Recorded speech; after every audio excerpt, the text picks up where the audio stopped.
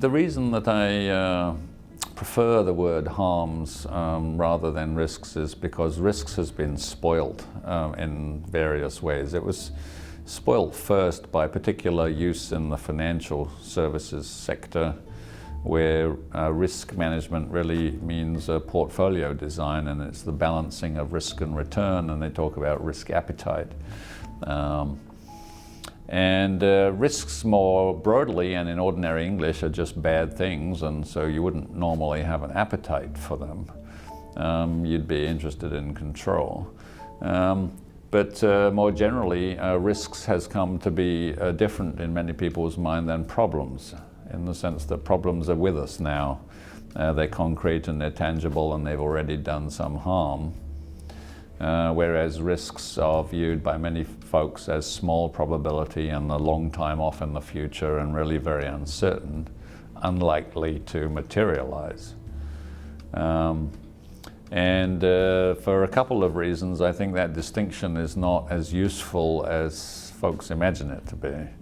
One of them is that sometimes you can turn a risk into a problem just by changing the level of aggregation at which you're looking at it. I mean, my risk of contracting lung cancer, because I've never ever smoked, I presume is very small, and it's long off in the future if it did happen.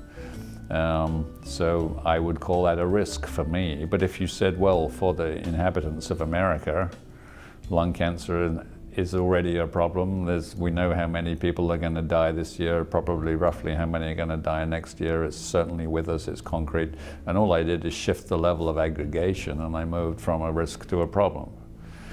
The other reason the distinction is not quite so valuable is that the operational methods that you would use for recognizing risks potential or dealing with problems actual is very much the same. You need to be able to understand what they are and how they work, and figure out your approach to them. Yes, if it's long off in the future and small probability, then your interventions might be more preventive than they are responsive or reactive.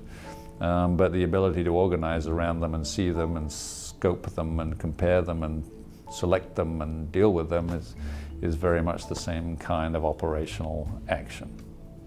So I went hunting for words that meant bad things and would appeal to ordinary English-speaking people and hadn't been spoilt. And harms is the best one I've found so far.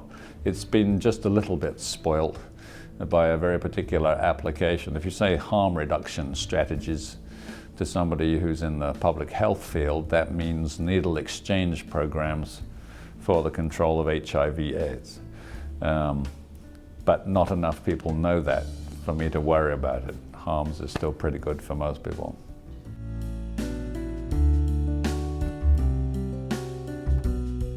I think the intent and the creation and work of VMIA is very clearly built on an understanding that ordinary systems doing their routine processes don't necessarily take care of everything.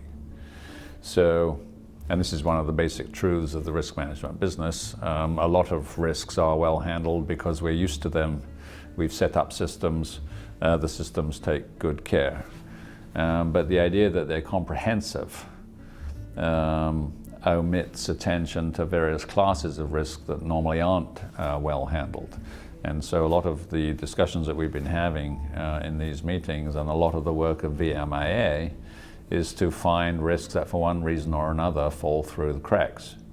And there's a host of them. There's ones that really don't align neatly with any one public agency, so they awkwardly straddle jurisdictional boundaries, or may even be outside the scope of what government does altogether. So that's one group that they would necessarily require a multi-agency response, and somebody looking from a higher level to see the risks that other agencies weren't naturally able to spot. Another very obvious category is catastrophic risks, which are very low probability, very high impact.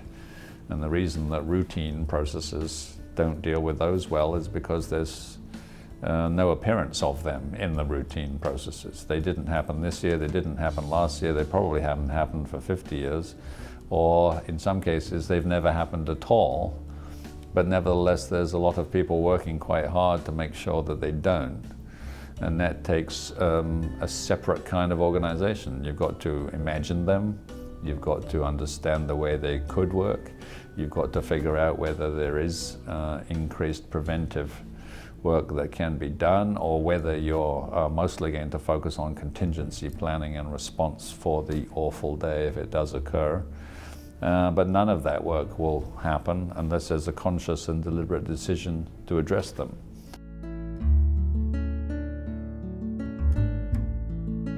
There's a variety of best practices in different sectors. So in the corporate sector, we're quite used to major corporations having enterprise risk management systems. And there's a lot of consulting companies who can specialize in that and teach you how to set up such a thing. But notice that those are about protecting the organization itself. So the notion of an enterprise risk management system applied to government is actually much a more natural fit for protecting the agencies from risks and threats to the agency than it is to helping regulatory agencies control risks to the public.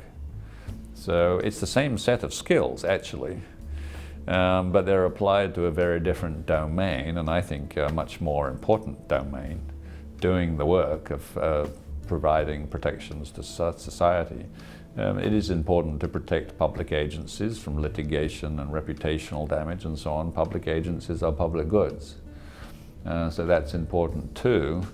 Sometimes these two domains get conflated.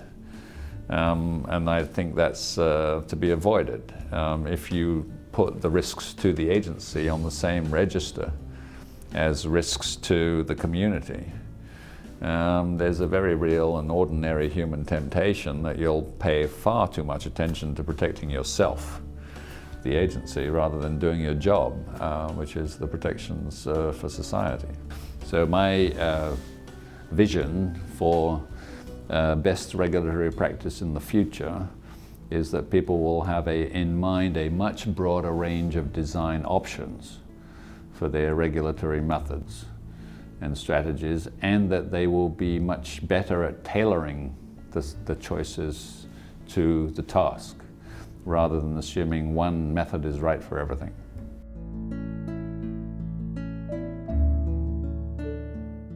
I think there's a fair amount of sharing at the moment, but a lot of the sharing at the moment is of consternation and frustration.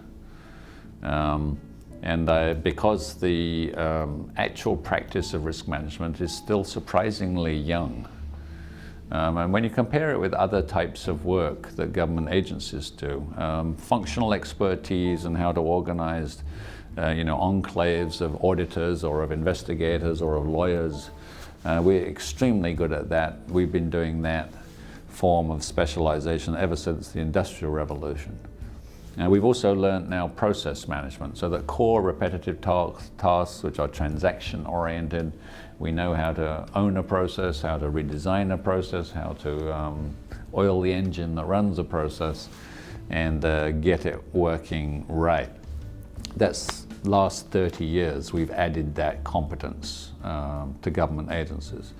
The emergence of the ability to focus on specific problems and risks and then actually eliminate them or mitigate them or reduce them or prevent them or suppress them or whatever it is that you're going to do, depending on the nature of the risk, that's still emerging. It's a little bit flaky in many organizations. They understand the need for it. It's not yet organized or formalized.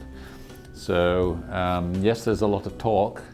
It's still all a little bit depressing at the moment sometimes because everyone's not as advanced as they thought they were, and we really don't have too many examples of fully mature organizations. I hope that within 5-10 years the conversation will be very much, we know how to do this now.